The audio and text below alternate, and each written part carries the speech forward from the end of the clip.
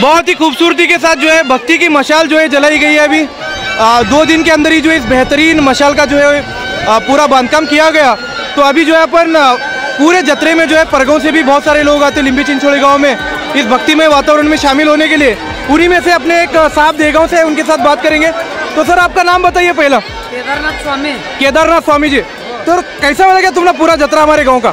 जत्रा चांगली झाली। हाँ, फक्त कुस्त्यासाठी परगावचे पैलवान पोरं आले। हाँ, त्यांचं जरा कुस्त्या झालं नसल्यामुळे थोडं वाईट वाटलं, थोडं नाराज झाले।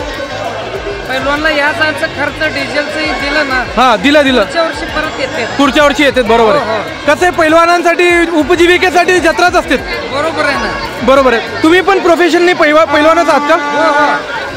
तुमच्या तालमीबद्दल तुम्ही बोलत होता थोड्या वेळा अगोदर, काय तुमची तालीम कुठे सर?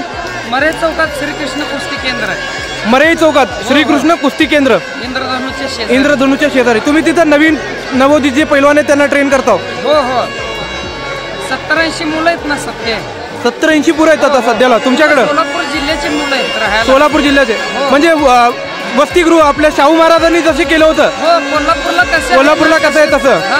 संस्थापक अध्यक्ष भरत मेकाले साहेब आहेत। भरत मेकाले साहेबांचं आहे का? Okay okay okay.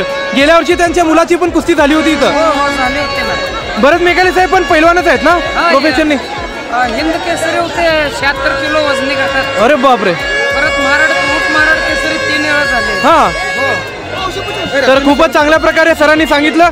अजून तुम्हाला काय बोलायचं का लोकांना? लोकांना बोलायचं म्हणल्यावर व्यवस्थित समजा कुस्त्या पार पडल्या असते तर अजून जरा शोभा आली असते। परंतु चालतंय, पुढच्या वर्षी करू, मला आपण एकदम जंगी करू। पुढच्या वर्षी परत एकदा भेट द्या सर। धन्यवाद। लिंबी चिंचोळी गावाकडनं तुमचा खूप खूप आभार।